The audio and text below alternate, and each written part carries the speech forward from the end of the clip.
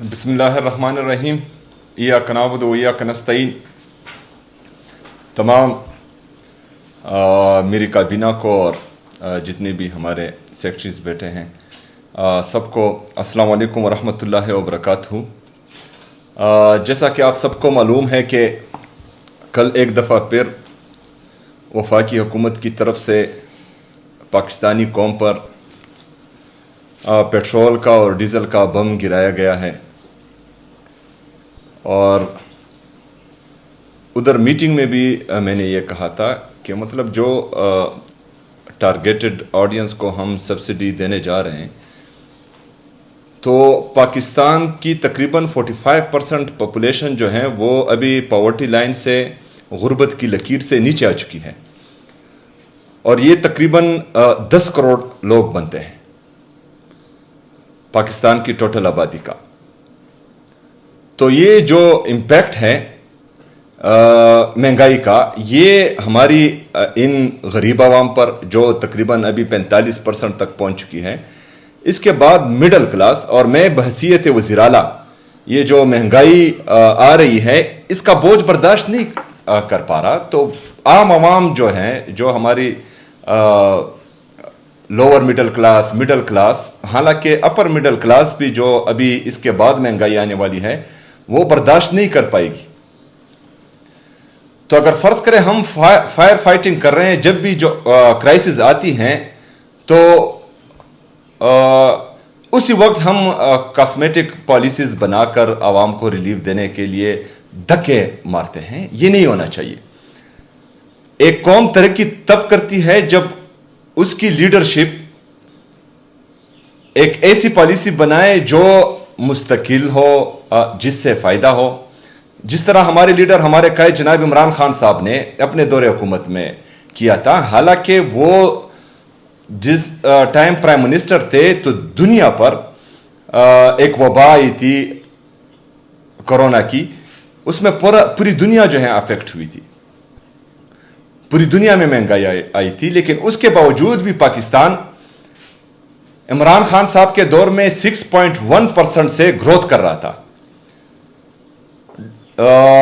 ہمارا پیٹرول جو ہے وہ باہر دنیا میں 117 سے $120 فی بیرل تھا، لیکن انہوں نے اپنی کامیاب پالیسی کے تحت پاکستانی قوم کے لیے اس پیٹرول کی قیمت $150 مختص کی تھی۔ لیکن اب آپ دیکھیں، مطلب پاکستان کے 75 سالوں میں پیٹرول کی قیمت $150 بڑھی تھی، اور صرف یہ 3 سالوں میں پیٹرول کی قیمت تقریباً $300 سے زیادہ بڑھ چکی ہے۔ تو یہ کس کی ناکامی ہے؟ یہ ان کی ناکامی ہے جو اس ملک پر مسلط کر دیے گئے ہیں، کیونکہ ان کے پاس کوئی پالیسی نہیں ہے، ان کے ذہن میں کوئی ریفارمز ہی نہیں ہے، وہ پاکستان کا سوچتے ہی نہیں، پاکستانی عوام کا سوچتے ہی نہیں۔ لیکن ہماری ذمہ داری ہے، کیونکہ ہم عوام کے ووٹ سے آئے ہیں اور ہماری طاقت ہی عوام ہے، ہم جمہوری لوگ ہیں، چور دروازے سے نہ ہم پہلے آئے تھے نہ اس کے بعد آئیں گے۔ جب ہم نے عوام کے پاس جانا ہے اور عوام کے ووٹ سے ہی اقتدار میں آنا ہے تو ہم نے اپنے عوام کا سوچنا ہے۔ تو اس کے لیے ہم آلریڈی جو پالیسی اناؤنس کر چکے تھے موٹر سائیکل کے لیے، ہمارے فارمرز کے لیے، وہ نیشنل لیول تک ابھی پہنچ گئی ہیں۔ اس کے ساتھ ساتھ کیونکہ نیشنل کرائسس ہیں تو اس میں ہم جو ہے پاکستان کا ساتھ دیں گے۔ ہمارے کچھ صوبائی جو رقوم تھے فیڈرل گورنمنٹ کے ساتھ، اس میں کچھ کٹوتی ہو رہی تھی، اسی وجہ سے ہم نے جو میٹنگز کی، بہرحال ہم نے اپنی صوبے کا مقدمہ لڑا، کیونکہ یہاں پر فلیش فلڈز اور کلاؤڈ بسٹ کی وجہ سے ہمارا جو نقصان ہوا تھا اس میں ہم نے پیسے دیے۔ ہمارا NFC کا شیئر وفاق ہمیں نہیں دے رہا۔ ہمارے قبائلی اضلاع جو ایڈمنسٹریٹیولی انتظامی طور پر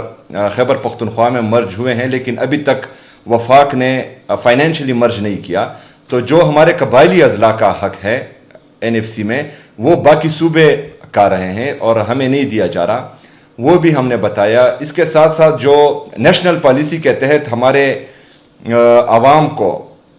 زبردستی اپنے گھروں سے نکالا گیا ہے تو ان کو بھی ہم ریلیف دے رہے ہیں. وہ پیسے بھی جو ہے صوبائی حکومت اپنی جیب سے دے رہی ہے. اس کے ساتھ ساتھ نیشنل پالیسی کے تحت دوبارہ دہشت گردی نے سر اٹھا لیا ہے تو اس کو بھی جو ہے ہم کاؤنٹر کرنے کی کوشش کر رہے ہیں اور اس پر بھی ہمارا کافی سارا پیسہ لگ رہا ہے. تو یہ ساری باتیں جو ہیں ہم نے ان کے سامنے رکھی اور جو ان کا ارادہ تھا ہم پر کٹ لگانے کا تو وہ ہم نے انتہائی درجے مینیمائز کر دیا. مزمل اسلم صاحب بھی وہاں پر موجود تھے, انہوں نے بھی بہترین مقدمہ لڑا, میں ان کو بھی خراج تحسین پیش کرتا ہوں. تو ہم نے یہاں پر خیبر پختونخوا کی حکومت ہمارے ساتھ ہے, ہم نے خیبر پختونخوا کی عوام کے لیے ہم سے جو ہو سکے وہ بہترین ریلیف دینا ہے اور اس کے ساتھ ساتھ خیبر پختونخوا کی عوام کے ساتھ ہم نے پاکستان کا مقدمہ بھی لڑنا ہے, کیونکہ ہم سمجھتے ہیں کہ جو عوامی مینڈیٹ کے ساتھ آتے ہیں وہ پاکستان کا ہی سوچتے ہیں, لیکن جو چور دروازوں سے آتے ہیں ان کو صرف جو ہے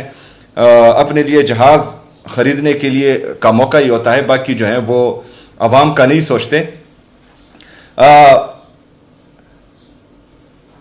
نیشنل یا وفاقی حکومت اس کو چاہیے پالیسی بنائے پاکستان کے لیے, کیونکہ ہماری جو فارن ریزرو ہے اگر فرض کرے اسی طریقے سے ہم پیٹرول خریدتے رہیں اور ہمارے ٹریڈ ڈیفیسٹ ہے پاکستان میں, تجارتی خسارہ دن بدن بڑھتا جا رہا ہے کیونکہ ایکسپورٹ ہے ہی نہیں اور امپورٹ دن بدن بڑھتا جا رہا ہے. جو ہمارے ساتھ آلریڈی ڈالر ہے تو وہ امپورٹ کرنے میں ملک سے باہر ہی جائیں گے, تو اس سے جو امپیکٹ پڑے گا ہمارے روپے کی قدر کم ہوگی, اس سے مزید مہنگائی آئے گی. جو ہمارے پیٹرول اور ڈیزل کے پرائسز بڑھے ہیں اس سے بجلی بھی مہنگی ہوگی, مزید عوام پر بوجھ آئے گا, انفلیشن بھی ہوگی, ان امپلائمنٹ بھی ہوگی. تو یہ تمام چیزوں کے لیے جو ہے میرے خیال میں ایک جو ہے فیوچر کی پالیسیز بنانی چاہیے وفاقی حکومت کو. کوئی پلان سامنے لانا چاہیے, فائر فائٹنگ نہیں ہونی چاہیے. جس طرح عمران خان صاحب نے پاکستان کا جی ڈی پی گروتھ 6.1% پر لے کر گئے تھے, ہمارا انڈسٹریل گروتھ ہو رہا تھا, ہمارا ایگریکلچر گروتھ ہو رہا تھا, ہماری ریمیٹنسز پاکستان کی تاریخ میں پہلی دفعہ تقریباً $33 بلین تک پہنچ چکے تھے, ہمارا ٹریڈ سرپلس تھا کیونکہ ایکسپورٹ زیادہ ہو رہی تھی, امپورٹ کم ہو رہی تھی اور پاکستان ترقی کر رہا تھا. لیکن بدقسمتی سے وہ حکومت گرائی گئی بیرونی سازش کے ذریعے اور کچھ لوگوں کو مسلط کیا گیا اور کہا گیا کہ پاکستان ترقی کرے گا. تو اس نہج پر ہم پہنچ چکے ہیں کہ آج جو ہے ہمارے غریب عوام تو چھوڑے, مڈل کلاس تو چھوڑے, اپر مڈل کلاس والے لوگ بھی رو رہے ہیں. تو میں چاہتا ہوں کہ ہماری حکومت خیبر پختونخوا میں ایک پروونشل کرائسس پالیسی لائے تاکہ جتنی بھی ہمارے آفات آتے ہیں, چاہے نیچرل ڈیزاسٹر ہو چاہے نیشنل کرائسس ہو, تو اس میں ہم جو ہیں سب سے پہلے اپنے عوام کو دیکھیں اور اپنے عوام کے لیے ہر ممکن کوشش کریں کہ ان کو ریلیف دیں اس کے تحت. دوسرا, جو ہمارے موٹر سائیکل والوں کو, فارمرز کو تو ہم نے ریلیف دے دی, تو میں چاہتا ہوں کہ اس میں جو ہے ہم ہمارے جو باقی لوگ ہیں جو یہ مہنگائی برداشت نہیں کر پائیں گے, تو اس کے لیے بھی ایک پالیسی پر ہم کام کر رہے ہیں. تو انشاءاللہ وہ بھی آپ کے سامنے رکھیں گے اور ہم چاہتے ہیں کہ مہنگائی کے اس دور میں اور جو پیٹرول اور ڈیزل کا بم عوام پر گرایا گیا ہے تو اس میں ہم اپنے لوگوں کو میکسیمم سپورٹ دیں اور ان کو جو ہے اس مہنگائی کے بوجھ تلے دبنے نہ دیں. شکریہ.